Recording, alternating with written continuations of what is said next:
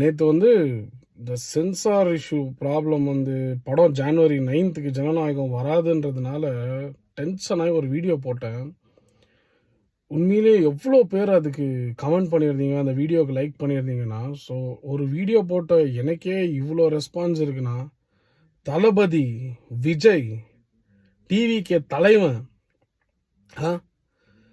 எவ்வளோ பெரிய ஒரு ஸ்டார்டம், எவ்வளோ பெரிய ஒரு ஸ்டாரு, இண்டஸ்ட்ரியோட டாப், அவர் இருக்கிற ஒரு ஹைட்டு, அதை விட்டுட்டு ஒரு மனுஷன் பொலிட்டிக்கலில் வரான்றதுக்காக எவ்வளோ ஹேட்ரடு.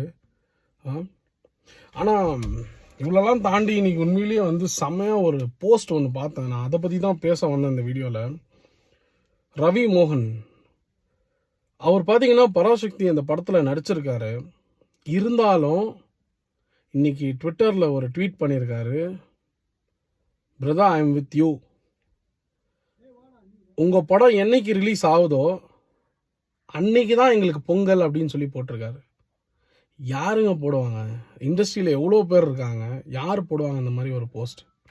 உண்மையிலேயே வந்து நன்றின்ற அந்த வார்த்தைக்கு அர்த்தம் தெரிஞ்சவங்க மட்டும்தான் அதை போட முடியும். A true brother, a true feel இருக்கிறவன் தான், ட்ரூ லவ் இருக்கிறவன் தான் அந்த போஸ்ட்டை போட முடியும். ரவிமோகனா கிரேட்.